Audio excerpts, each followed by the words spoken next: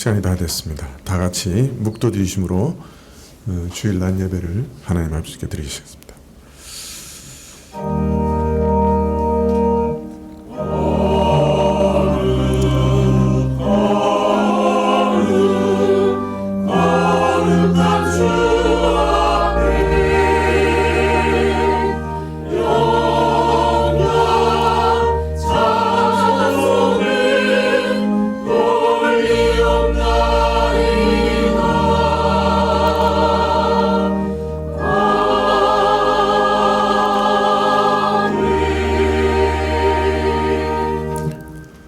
여호와여, 내가 알거니와 인생의 길이 자기에게 있지 아니하니 걸음을 지도함이 걷는 자에게 있지 아니하나이다.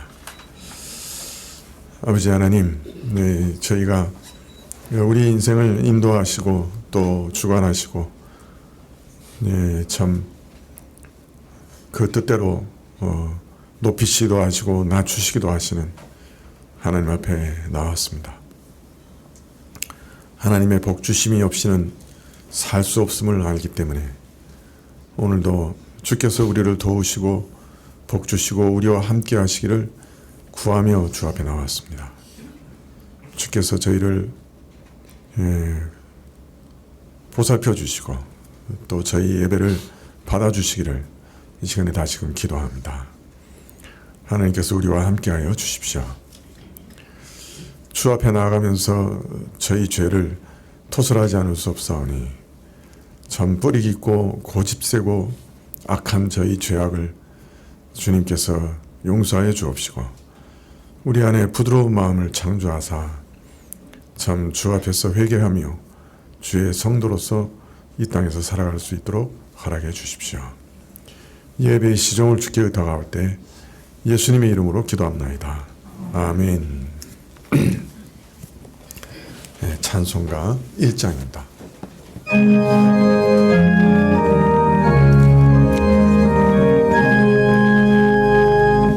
한복의 근원 하나님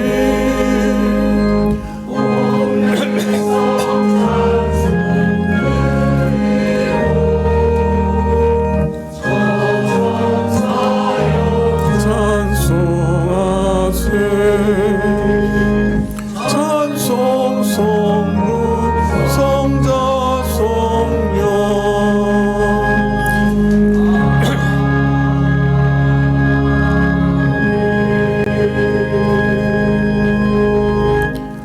교동문은 시편 1편 1절부터 6절까지입니다. 구약 804쪽인데요. 시편 1편 1절부터 6절까지입니다. 복 있는 사람은 악인의 꾀를 쫓지 아니하며 죄인의 길에 서지 아니하며 오만한 자의 자리에 앉지 아니하고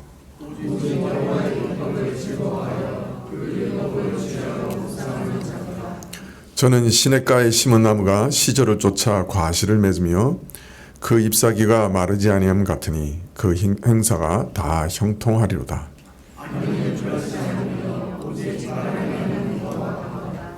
그러므로 악인이 심판을 견디지 못하며 죄인이 의인의 회중에 들지 못하리로다.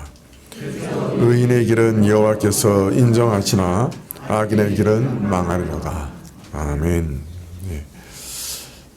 사도신경으로 우리 신앙을 고백드리겠습니다. 전능하사 천지를 만드신 하나님 아버지를 내가 믿사오며 그 외아들 우리 주 예수 그리스도를 믿사오니 이는 성령으로 잉태하사 통정녀 마리아에게 나시고 본디오 빌라도에게 고난을 받으사 십자가에 못 박혀 죽으시고 장사한 지 사흘 만에 죽은 자 가운데서 다시 살아나시며 하늘에 오르사 전능하신 하나님 우편에 앉아 계시다가 저로서 산자와 죽은 자를 심판하러 오시리라. 성령을 믿사오며 거룩한 공예와 성도가 서로 교통하는 것과 죄를 사하여 주시는 것과 몸이 다시 사는 것과 영원히 사는 것을 믿사옵나이다. 아멘. 21장 찬송하시겠습니다.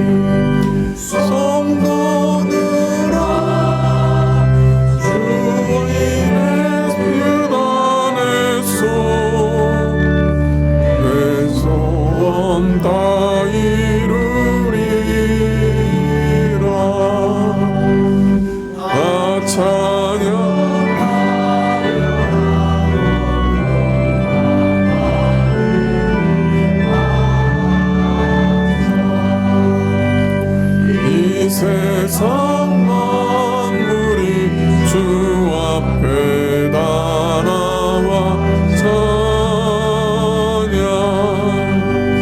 성도들아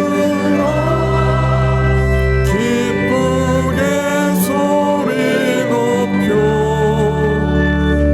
영원히 찬양하여라.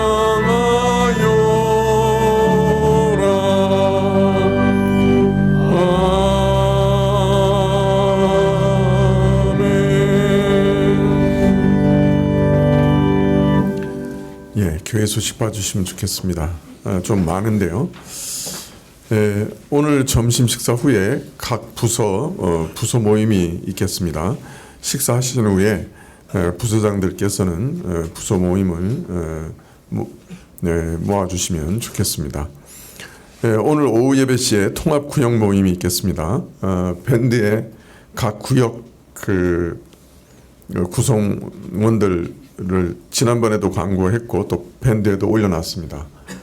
그래서 한번 살펴보시고 어디서 모이는지 통합구역 예배 모이는 장소도 광고해 놓았으니까 찾아가시면 좋겠습니다. 그리고 각 구역의 구역장을 오늘 꼭 선출해 주시고 선출된 구역장을 재직회 카톡방에 올려주시면 좋겠습니다.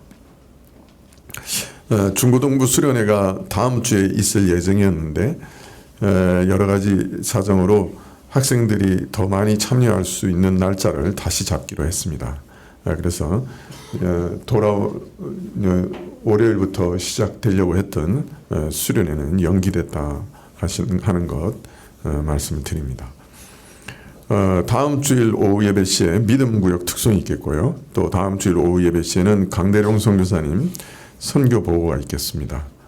다음 주일 오후 예배 후에는 구역장 모임이 있겠습니다. 12월 1일 주일 오후 예배 시에는 성찬식이 있겠습니다. 2월 1일 주일 오후 예배 시에는 성찬식이 있겠습니다. 유해선 군과 서혜영 양의 결혼식이 이번 주 토요일 12시 반에 더 컨벤션 반포 2층 그랜드 볼륨에서 있겠습니다. 기억해 주시고 많이 축하해 주시면 고맙겠습니다. 기도하시겠습니다.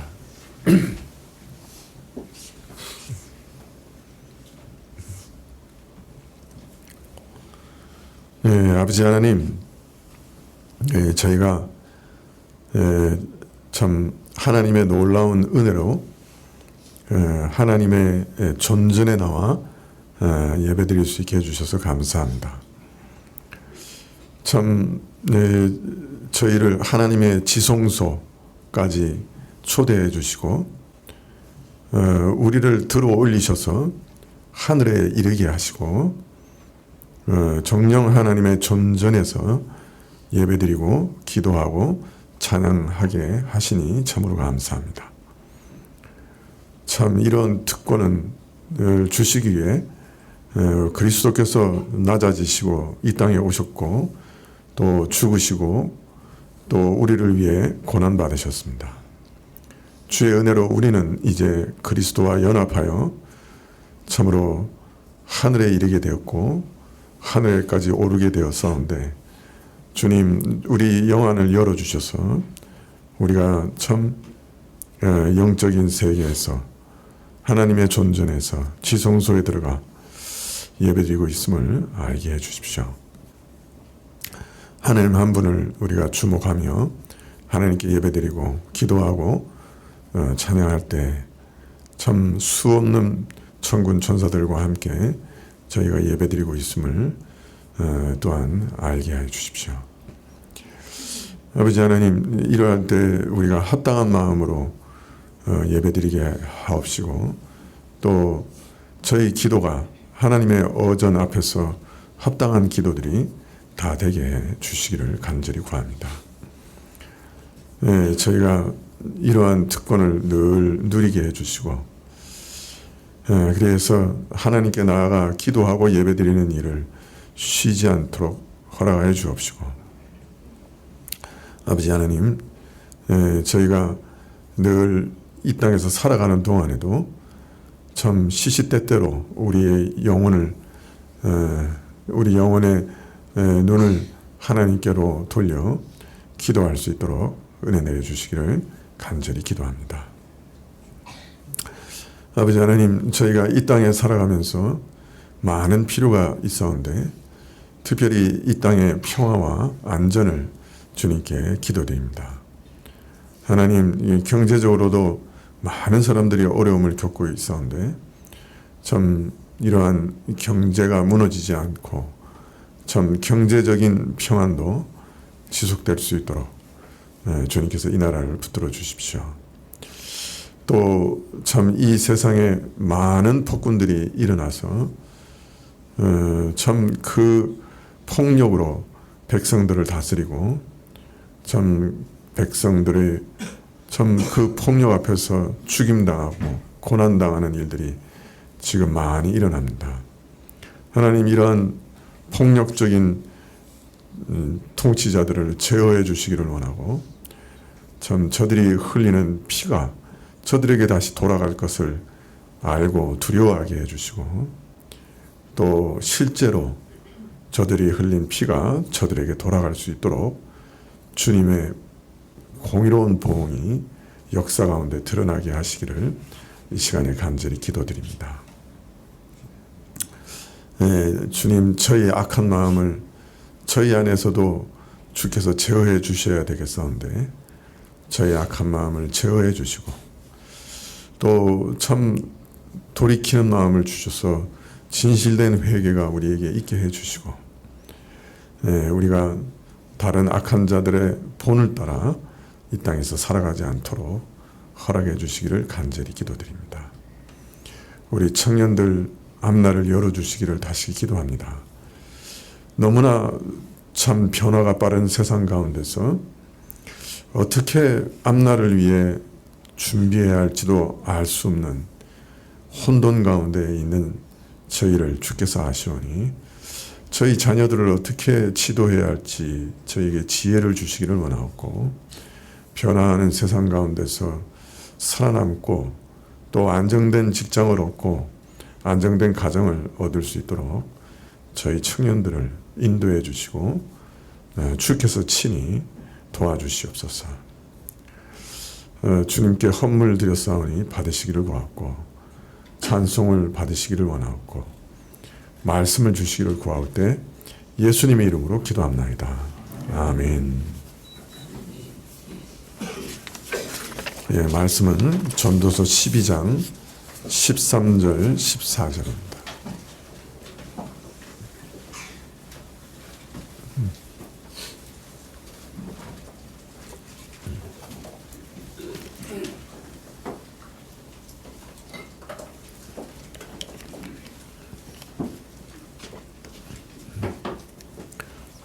전도서 12장 13절부터 14절 찾으신 줄 알고 봉독해 드리겠습니다.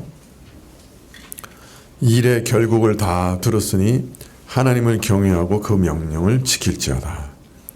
이것이 사람의 본분이니라. 하나님은 모든 행위와 모든 은밀한 일을 선악간에 심판하시리라. 아멘.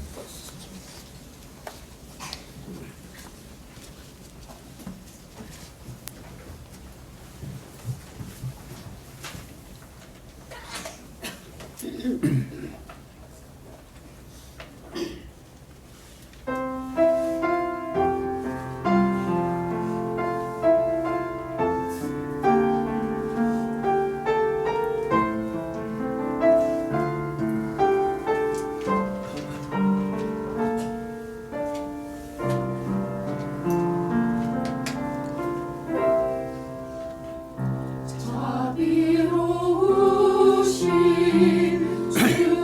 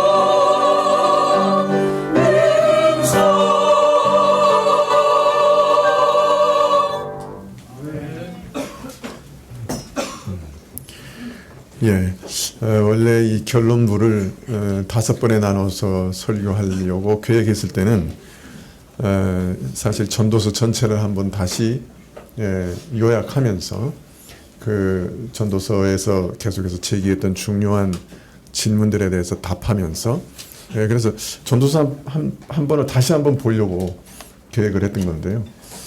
중간에 한 2주 또 이렇게 비니까 이게 중간에 잘려가지고 이게 또 참 난감하게 됐습니다. 하여튼 하나님 뜻이면 이 전도서를 한번 책으로 내서 한 번에 그냥 쭉 읽어보실 수 있도록 해드리면 좋겠다 그런 생각은 드는데요. 하여튼 또 주께서 열어주시면 그렇게 하려고 합니다. 전도자는 인간 자신의 뜻과 야망을 이루어가려고 하다가 깊은 한계와 허물을 발견하고 참 인생은 무엇인가, 인생에 있어서 정령 가치 있는 것은 무엇인가, 내 인생에 있어서 의미 있는 삶이란 무엇인가, 이런 질문을 계속 해나가면서도 그러나 끊임없이 허무 가운데 부딪힙니다. 그러다가 이제 마지막에 와서 인생이 뭐냐 하는 것을 대답하기를 하나님을 경외하고 그 명령을 지키는 것, 이것이 사람의 본분이라. 그리고 하나님은 모든 행위와 모든 은밀한 일을 선악간에 심판하시는 것을 꼭 기억해야 한다. 이렇게 결론을 맺고 있습니다. 하나님을 경외하는 것, 이것이 인간의 전부다. 사람의 본분이라 이렇게 우리말은 번역했지만은 그대로 번역하면 인간의 전부다. 이게 인생이다. 이게 인생의 전부다. 그렇게 얘기합니다. 하나님을 경외하는 것, 천지 만물을 지으신 그분, 참 무한하시고 영원하시고 그리고 선하시고 의로우신 그분, 어디 안 계신 곳이 없는 영이신 그분, 나를 지으신 그분, 내 걸음을 정하신 분, 그분, 나를 인도하시는 그분, 나로 하나님 앞에서 바른 것과 그른 것을 판단하고 선택하게 하신 그분, 그리고 마지막 날 이 모든 일에 책임 물으실 그분을 기억하고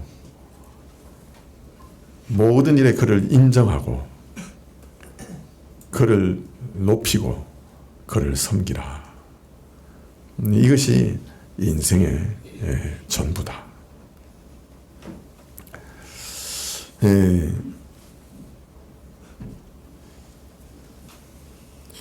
아래서 나 자신에게 의미 있게 되는 길은 오늘 말씀에 역설적으로 범사의 하나님을 인정하고 경외하는 믿음으로 살아가는 것, 그리고 그를 순종하는 것, 내 뜻을 구하는 것이 아니라 오히려 하나님의 뜻을 구하는, 거기에 있다. 그렇게 살아갈 때 타락하고 부패한 내 뜻을 이루지 않고 만사를 아름답게 행하시는 하나님의 뜻과 계획을 이루게 되므로 내 인생이 나에게 있어서도 가장 의미 있게 된다. 그래서 하나님을 경외하고 그의 계명을 지키는 것이 우리 인생의 유일한 목적이고 존재 이유고 내 인생을 의미 있게 하는 유일한 길이다. 이렇게 말씀하고 있습니다. 자, 우리는 이런 결론에 비추어서 전도자가 앞에서 제기한 질문들을 쭉 살펴보고 있는데요. 지난 시간에는 하나님의 주권적인 통치를 발견한 전도자가 제기한 첫 번째 질문에 대해서 살펴봤습니다. 하나님께서는 자신의 뜻대로 모든 것을 정말 아름답게 통치해 가시지만은 그러나 사람에게는 이러한 하나님의 뜻과 섭리를 발견할 수 있는, 알 수 있는 능력은 주시지 않았어요. 자, 그러니 하나님이 통치하시는 그 의미는 모르고 하나님께서 통치는 하시는데 그 왜 이렇게 통치하시는지 이유는 모르고, 자, 그러니까 그냥 하나님은 통치하시고 나는 나대로 사는 것, 그 방식대로 밖에 없는 거 아닌가. 하나님의 뜻을 알 수 없는 나는 그러면 이 땅에서 어떻게 살아가야 되는가, 이런 질문을 제기했습니다. 오늘 하나님을 경외하고 그 명령을 지키라고 하는 이 결론을 가지고 이 질문에 대해서 대답해 보면, 비록 우리가 우리 삶의 세세한 모든 부분에서 하나님의 뜻을 알 수 있는 것은 아니지만은, 하나님께서 계명을 주시고 율법을 주셔서 그의 말씀을 주셔서 가장 중요한 하나님의 뜻을 알고 믿고 순종할 수 있게 하셨다라고 오늘 결론은 그 질문에 답하고 있습니다. 오늘 내가 어떻게 살아가야 되고 내가 오늘 점심을 뭐 먹어야 하고 이런 것에 대해서는 알 수 없어요. 하나님의 뜻을 알 수 없어요. 그러나 옳고 그름, 그리고 하나님이 기뻐하시는 일은 무엇인가 하는 계명을 통해 하나님의 뜻을 알고 하나님의 뜻을 따라 살아갈 수 있는 길이 있다라고 오늘 결론은 말씀하고 있습니다. 지난 시간에 살펴본 두 번째 질문은, 하나님께서 정하신 그의 모든 주권적인 뜻은, 그 세계 통치 계획은 변개될 수가 없어요. 그래서 그의 뜻대로 다 이루어집니다. 자, 그렇게 되면 하나님 앞에서 우리 인간이라고 하는 존재는 꼭두각시에 불과한 거 아니냐. 하나님의 주권적인 통치가 다 그대로 주의 뜻대로 이루어진다고 하면 우리 인간이라고 하는 도대체 뭐냐. 그러한 질문을 했던 것이죠. 근데 오늘 결론에서 하나님을 경외하고 그 모든 명령을 지키라 하실 때, 이 결론이 우리에게 가르쳐 주는 것은 하나님의 명령을 지킬 것인가 지키지 않을 것인가 하는 선택의 권한이, 자유가 누구에게 주어져 있다는 거예요?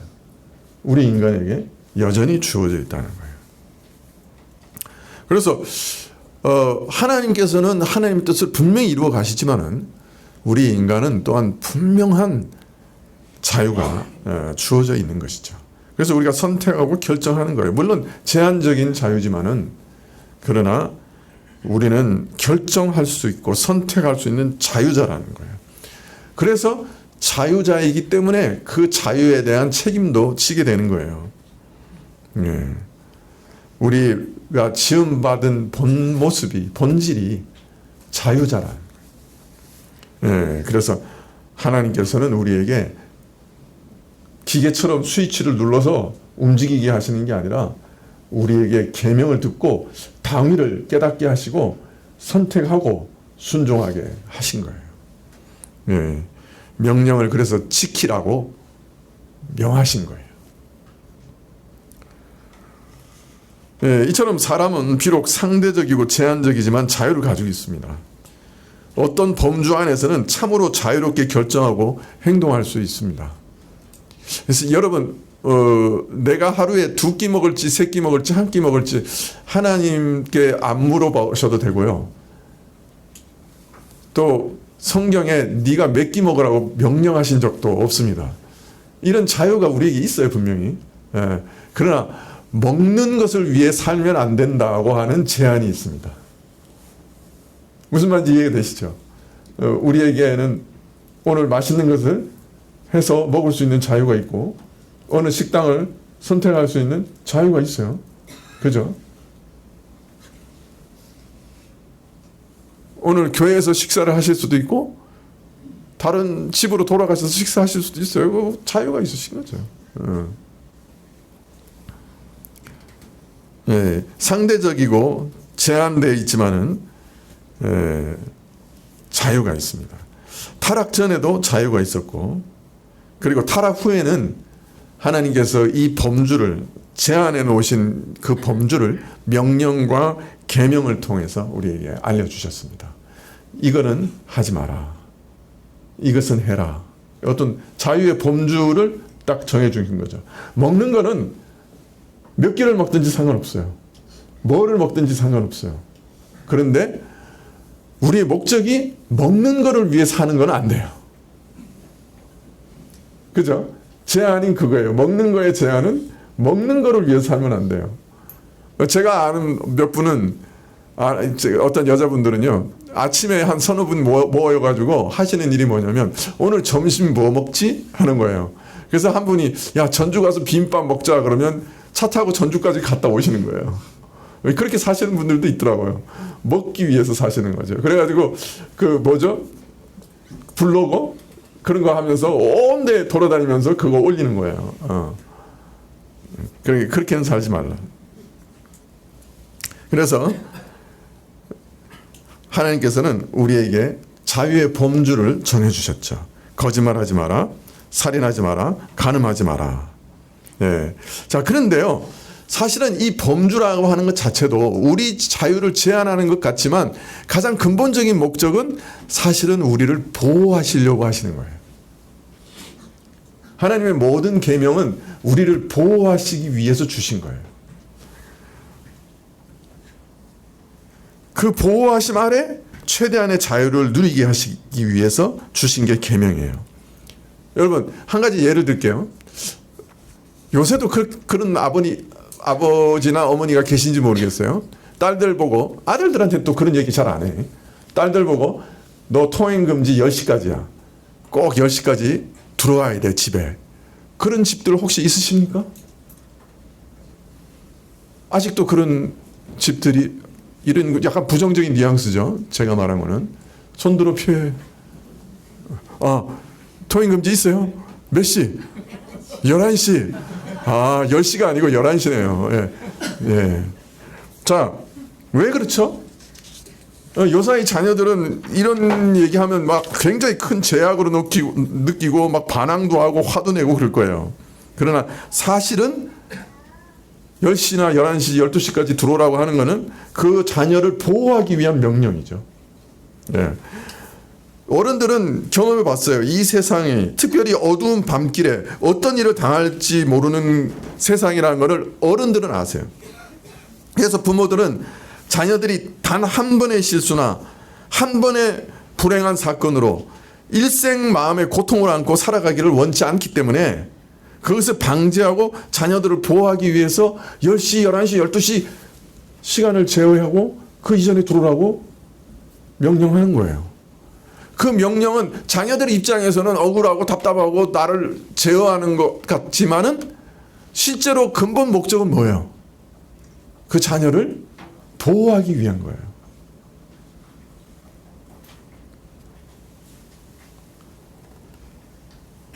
(10시) 이전이라는 계명을 그래서 딸들에게 주는 거예요. 예. 이것은 분명 자유를 제약하지만은 그러나 분명 저들을 보호하는 거예요. 하나님의 계명도 본질이 같아요. 우리를 죄와 악과 죽음에서 보호하시려고 신자들에게 허락하신 게 모든 계명이에요.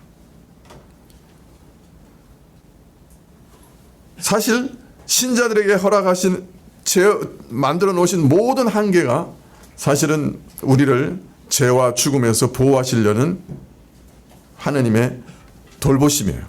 심지어 고난과 고통까지도 궁극적으로는 우리를 죄와 악과 죽음에서 지키시는 방편이에요.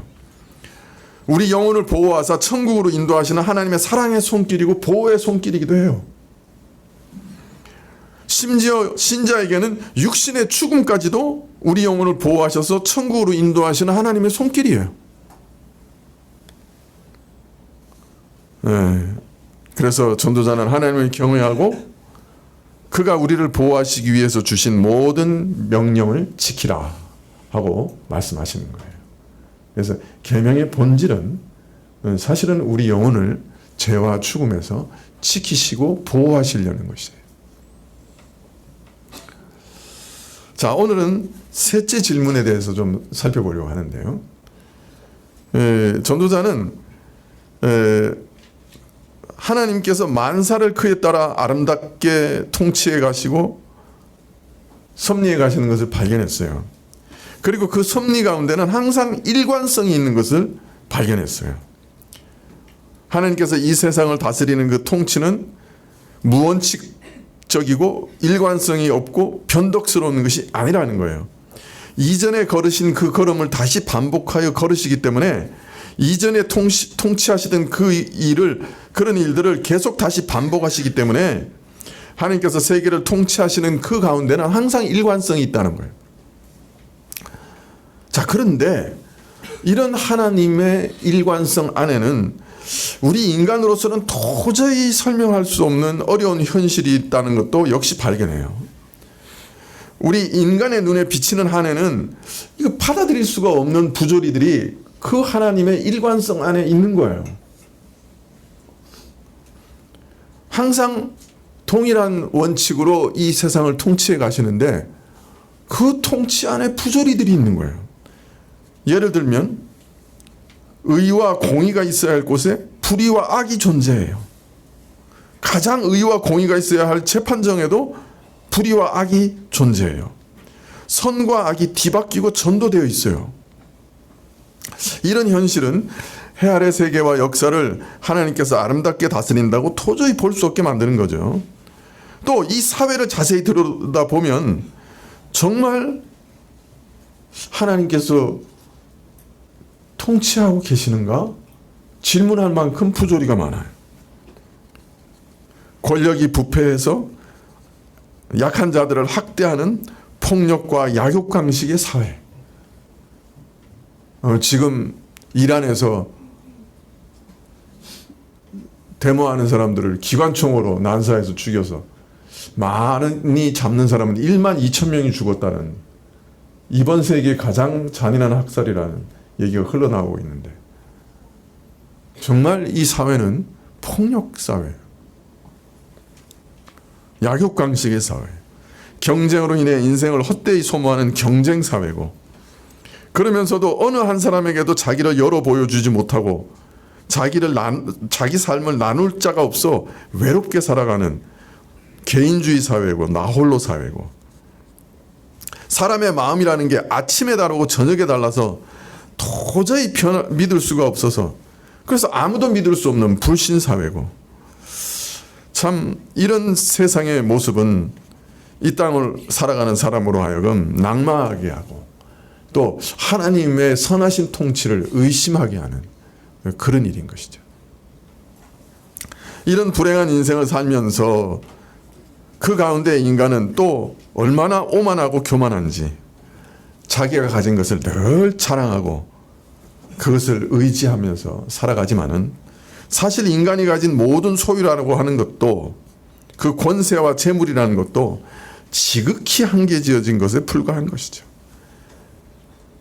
먹이 사슬족의 제일 상층에 있는 임금조차도 밭에 소산에 매여 살아요.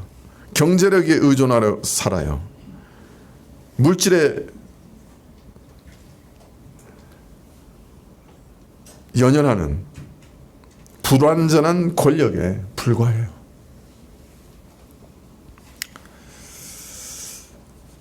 재물이라고 하는 것도 자원은 부족하고 얻고자 하는 사람은 많은 이 자원의 희소성 때문에 얻고 싶은 만큼 다 얻을 수 있는 게 아니에요. 또 그 부가 기대할 만큼 사람에게 만족을 주는 것도 아니에요. 재물이 늘어나면 먹는 자만 늘어나는 거예요. 같이 먹는 자만 늘어나요. 재물이 늘어나도 그냥 통장 숫자에 불과해요. 더하여 물질로 인해 해를 받는 경우까지 있어요. 갑작스러운 사고로 인해 가진 것을 다 잃어버릴 수도 있고, 또 사람들에게 빼앗길 수도 있고, 그것 때문에 강도를 당하고 죽임을 당하는 경우도 있어요.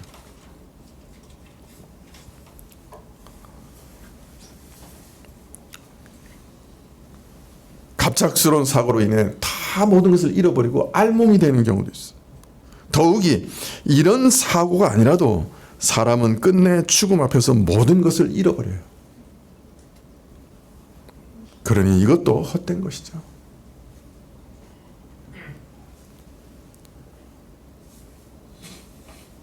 따라서 모든 물질은 참 잠시 잠깐 누리는 것일 뿐이요, 인간에게는 절대적인 소유라고 하는 것은 있을 수 없어요. 그래서 소유의 측면에서 인생이란 뭐냐? 5장 17절에 일평생을 어두운 데서 먹으며 번뇌와 병과 분노가 저에게 있는 것이다. 그저 평생 어두운 삶, 불의한 삶을 살면서 번뇌와 병과 분노만 가득한 것, 이것이 인간이 소유한다는 그 소유의 모습이라. 예. 이처럼 인간은 자신의 모든 소유와 가진 것에서 깊은 한계가 있습니다. 그런데 인간의 가난은 이 정도가 아니라는 거예요. 더 근본적으로 가난하대. 예, 그래서 자신이 가진 것도 자기가 마음대로 쓸 수 없는 게 인간이라. 자신이 가진 것을 자기 마음대로 쓸 수 있는 사람은 너무나 드물다. 또 비록 인생이 무엇이며 어떻게 살아야 할지 아는 그런 철인이나 현인이라 할지라도 그저 이상을 동경하고 헐떡일 뿐이지 그걸 이룰 힘이나 방도는 없다. 인간이 소유할 수 있는 힘과 자원은 이와 같이 지극히 제한적인 것이고 인간의 소망과 포부를 이루기에는 턱도 없이 모자란 것이다. 자, 그러면 이런 인간 사회의 현실을 말하면서 전도자는 질문합니다. 왜 하나님이 지으시고 지금도 통치하시는 이 세상에 이렇게 부조리가 가득한가? 왜 이렇게 모든 삶이 그 중에서도 소유라고 하는 부분에 있어서까지 이렇게 지극히 한계지어져 있는가? 이런 부조리한 현실은 세계 역사를 그 원대로 이끌어 가시는 하나님께서 책임을 지셔야 되는 것 아니냐? 이런 의문을 전도자는 슬쩍 제기합니다. 이것이 세 번째 질문입니다. 이런 모든 부조리에 대해 하나님이 책임지셔야 하는 것 아닙니까? 자, 전도자는 이런 질문에 대해 먼저 인간의 부패가 이런 부조리를 초래한 근본 원인이라고 7장에서 밝힙니다. 죽음보다 더 독하게 사람을 유혹하여 망하게 하는 여자는 둘째 치고라도 1,000명의 하나 건진 남자마저도 하나님이 지으신 그 정직한 모습에서 타락하고 부패해서 악한 꾀를 내고 변질되어 버린 것을 발견하면서 전도자는 세상에 가득한 모든 부조리가 이런 인간의 타락과 부패와 무능 때문이라 하는 것을 발견합니다. 즉 사람 자신이 이런 모든 부조리의 원인이라, 사람 자신이 그래서 책임을 져야 한다 하는 것을 알리고 있습니다. 그리고 오늘 12장 마지막 결론에서는 하나님께서 모든 행위와 모든 일을 선악간에 심판하신다라고 결론 지으심으로 이런 세상의 모든 부조리한 모습이 하나님께서 인간의 죄와 악에 대해서 심판하시는 일종의 역사 심판이기도 하다 하는 것을 동시에 알려주고 있습니다. 하나님께서는 모든 행위와 은밀한 일을 앞으로도 역사 이후에도 마지막에 심판하실 겁니다. 그러나 오늘 이 순간 역사 가운데도 심판하고 계시는 거예요. 네, 아마 5장에서 제가 한번 말씀을 드렸던 것 같은데 하나님께서 역사 가운데 심판하는 방식이 그럼 뭐냐? 가장 보편적인 방식은 사람의 악함을 제어하지 않으시고 내버려 두시는 것이다. 오늘날 우리가 이런 사회를 그런 대로 참 구성하고 그런 대로 꾸려나갈 수 있는 것은 하나님께서 각 사람의 마음을 제어해 주시기 때문이에요. 어떻게 우리가 가정을 꾸려나가요? 부모에게 자녀를 사랑하는 마음을 주셔서, 그죠? 자녀를 키우고 살아가는 거죠. 저는 자식이 없어서 그런지 모르는데 옆에 누가 정말 말썽 피우는 자식 보면 그냥 호적 파서 보내는 게 낫겠다 그런 생각이 들 때가 있는데 그런데 그 부모는 그 자식을 연연해하고 끝내는 막 사랑하고 불쌍히 여겨요. 저 같으면 그냥 야구 빵망이를 들고 와서 두들겨 팰 것 같아. 죄송해요. 예. 또 있는 성깔 다 나오네요. 예. 그런데 부모는 그 자녀가 불쌍하대. 그리고 사랑스러워. 그래도 말썽을 피워도 욕은 하지만은 그게 부모 마음이에요. 그 부모의 마음을 누가 주시는 거예요? 하나님이 주시는 거예요. 그 하나님이 주시는 그런 선한 마음들, 서로를 아끼는 마음들, 불쌍히 여기는 마음들이 아직도 존재하기 때문에 이 세상이 이 정도도 존재하는 거예요. 완전히 무너지지 않고 지옥이 되지 않고. 그렇지만 하나님께서 인간의 죄를 심판하실 때는 사람이 그냥 하고 싶은 대로 그냥 내버려 두시는 거예요. 그렇게 되면 인간의 모든 행위가 다른 사람을 해하게 되고, 그러면 그게 일종의 지옥 비슷한 세상이 되는 거예요.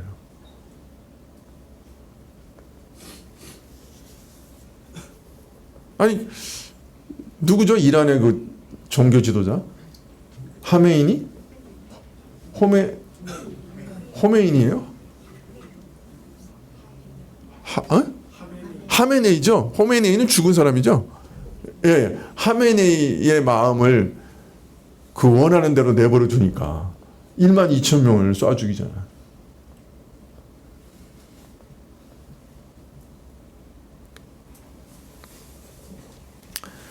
그래서 로마서 1장 28절에 또한 저희가 마음에 하나님 두기를 싫어하며 하나님께서 저희를 그 상실한 마음대로 내어버려 두사 합당치 못한 일을 하게 하셨으니, 그 상실한 마음대로 그냥 내버려 두시는 게 심판이에요.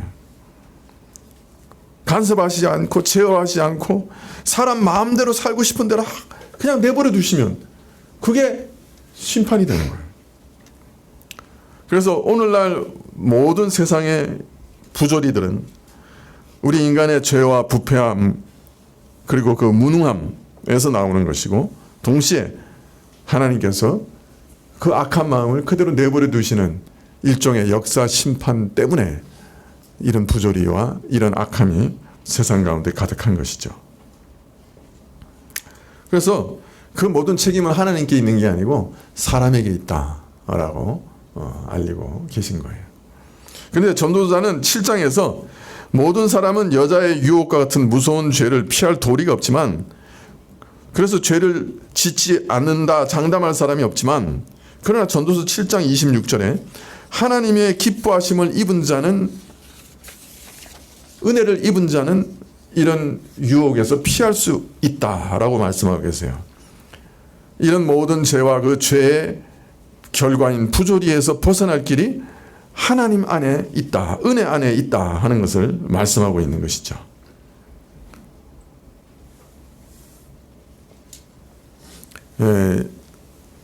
그래서 이처럼 하나님의 기뻐하심을 입은 자라는 표현에서 사람의 죄와 그 비참한 결과와 이 부조리한 세상 가운데서 구원하시는 은혜가 하나님 안에 분명히 있다 하는 것을 알려주시고 있는 것입니다.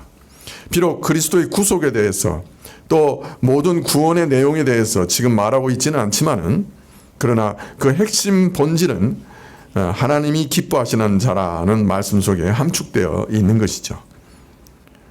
다른 말로 말하면 죄로 인한 모든 부조리, 즉 죄의 결과와 형벌이라고 하는 두렵고 근본적인 한계와 허무는 사람 스스로 벗어날 길이 없다는 거예요. 하나님이 기뻐하시는 자만 벗어난다는 거예요. 부패한 인간은 그 앞에서 무력하고 절망적인 것이에요. 여기에서 구원받는 것은 오직 하나님에게서부터 온다는 것을 가르치고 계시는 거예요. 은혜로만 극복할 수 있어요.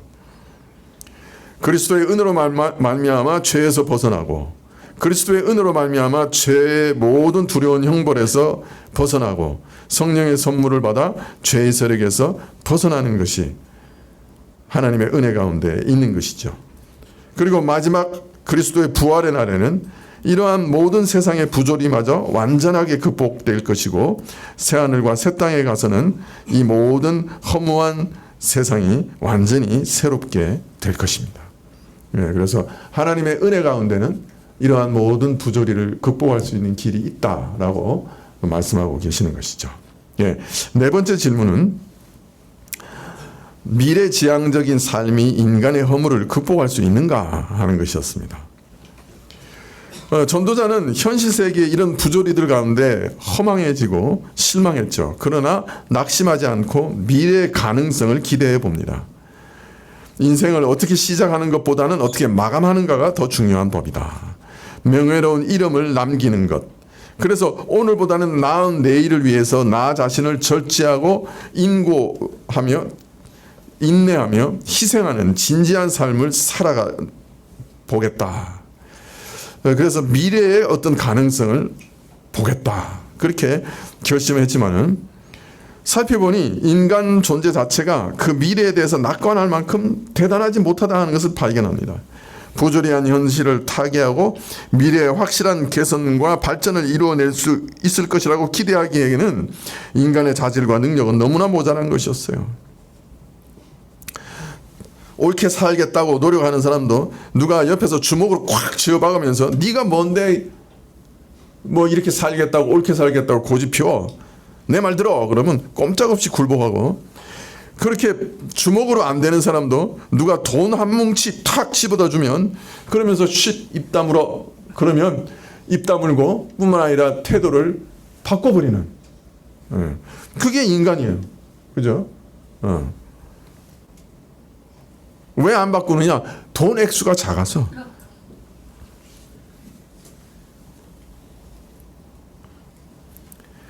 전도자는 이런 모습, 권력의 위협에 맥없이 굴복하고 돈의 회유에 여지없이 넘어가는 나약한 모습을 보고서 참 인간의 이런 도덕성이 더 나은 미래를 가져다 줄 수 없다고 하는 것을 깨닫게 됩니다.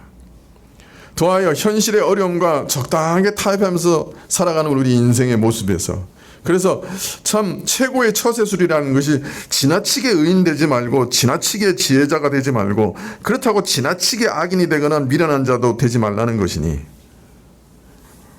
또 하나님을 경외하는 자라고 해도 예외 없이 매일 선만 행하고 죄를 범하지 않는 사람은 존재할 수 없다고 하니, 선과 악을 적당히 타협하고 두 가지를 병행해서 살아갈 수밖에 없다고 하는 현실이니 참 미래지향적인 삶을 기대할 수 있겠는가. 세상에 또 죄짓지 않은 사람은 아무도 없어요. 죄짓지 않고 살 능력이 없어요. 전도자는 이런 통찰 과정 가운데서 인간의 타락과 부패의 깊이를 들여다보았고, 그래서 죽음보다 더 지독한 참 유혹 앞에서 무너지는 인생, 그리고 1,000명 중에 하나도 건질 수 없는 그런 타락하고 변질된 모습, 이런 사람의 모습 가운데서 미래지향적 삶을 참으로 근신하고 애써 노력하는 그런 삶이 무슨 소용이 있는가, 그렇게 질문을 했던 것이죠.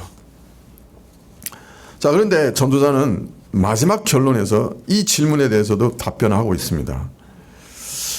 하나님은 모든 행위와 모든 은밀한 일을 선악간에 심판하신다라고 대답하십니다.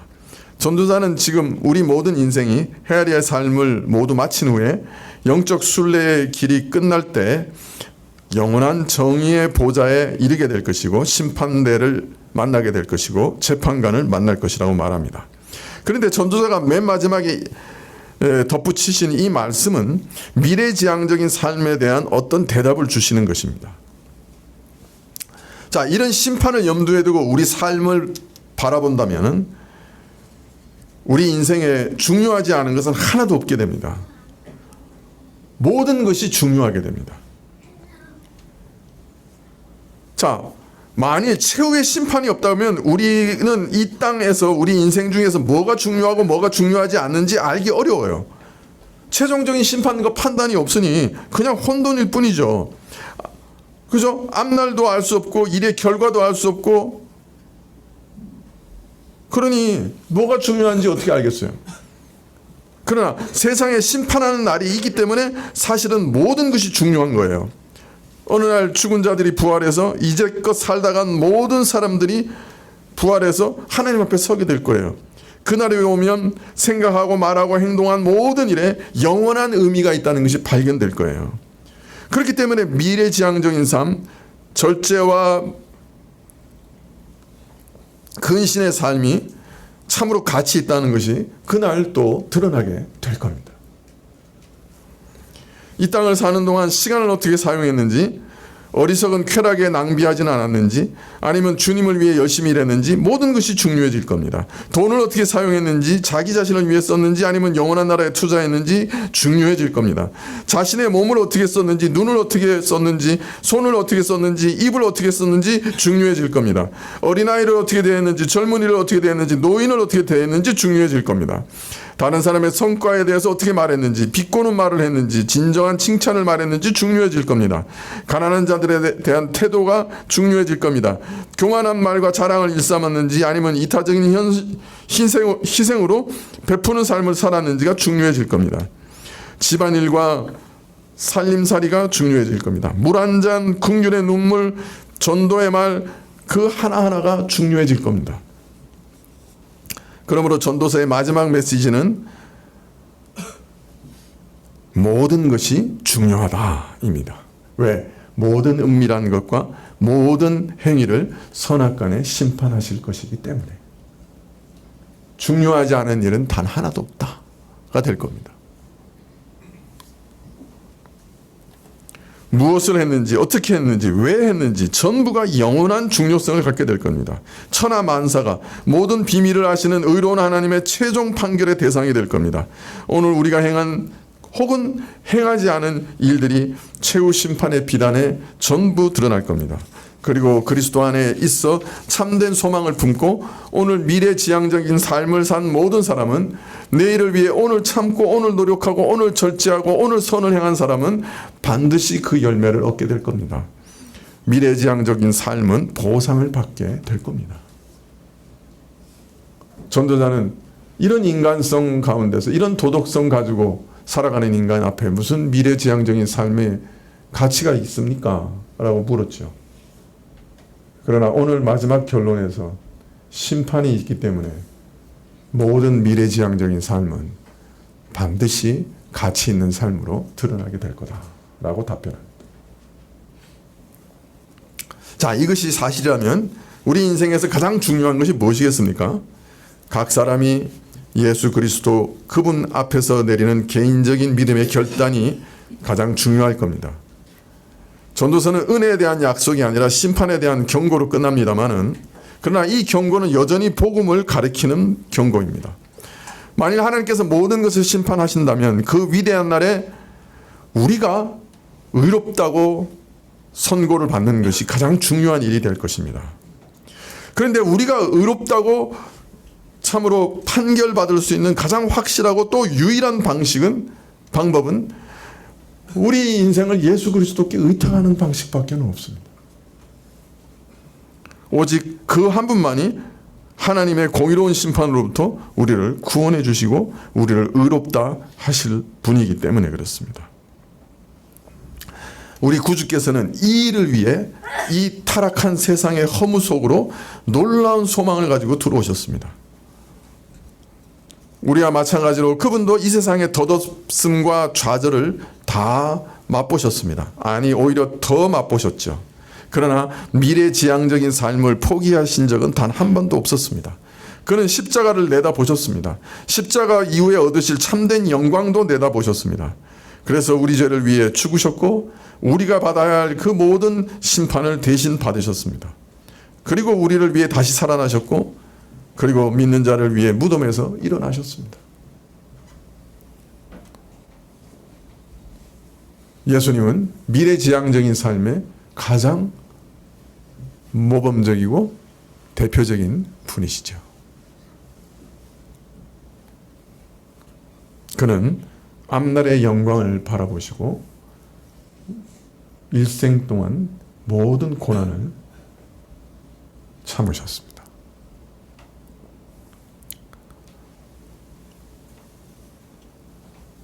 앞날의 심판을 바라보는 자들이라고 하면 자신의 영혼을 그리스도께 맡길 겁니다. 그리고 예수님을 믿고 장래의 소망을 향해 또 그 역시 미래지향적인 삶을 살 겁니다. 이러한 삶을 사는 자는 결코 실망하지 않을 겁니다. 기도하시겠습니다.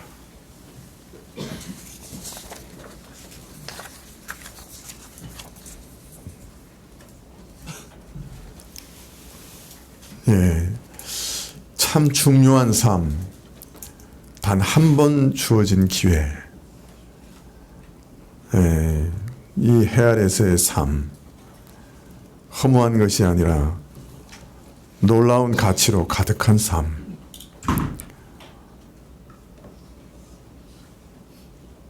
제한적이고 유한한 인생이지만 무한한 분을 찾아갈 수 있도록 허락된 놀라운 시간들. 주여, 우리가 이 기회를 얻게 해 주십시오. 우리 자녀들도 이 기회를 사게 해 주십시오. 예수님의 이름으로 기도합니다. 아멘. 188장 찬송하시겠습니다.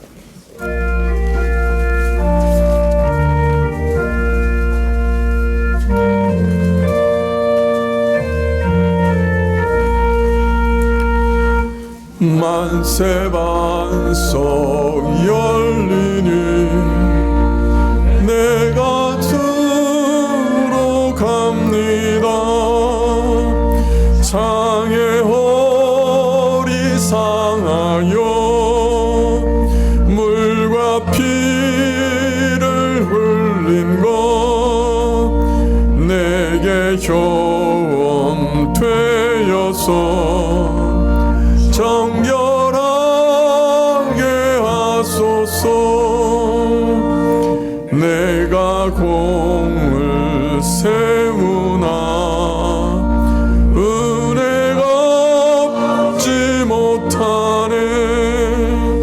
쉼 없이 힘쓰고 눈물 근심 많으나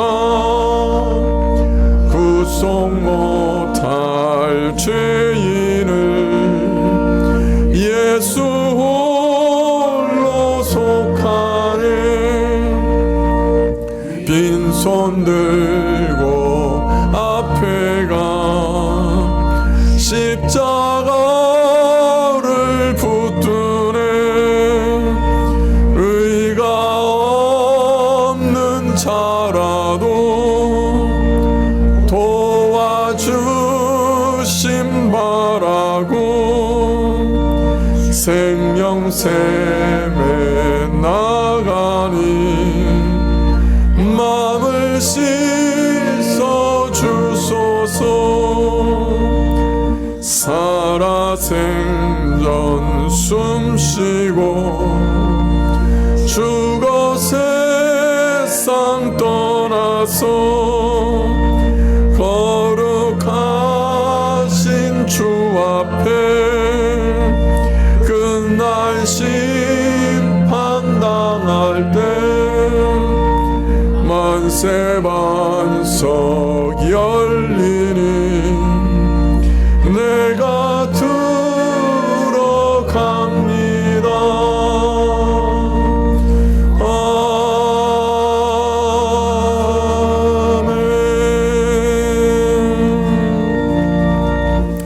지금은 우리 주 예수 그리스도의 은혜와 하나님 아버지의 그 크신 사랑과 이 은혜와 사랑을 깨닫게 하시고 누리게 하시는 성령님의 교통하시고 역사하심이 참으로 우리에게 주신 자유, 하나님을 향한 선한 자유가 되게 하시기를 기도하며 머리 숙인 주의 백성들 위해 지금부터 영원까지 함께 계실지어다.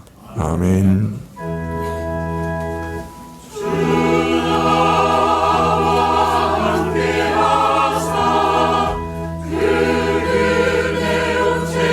주시오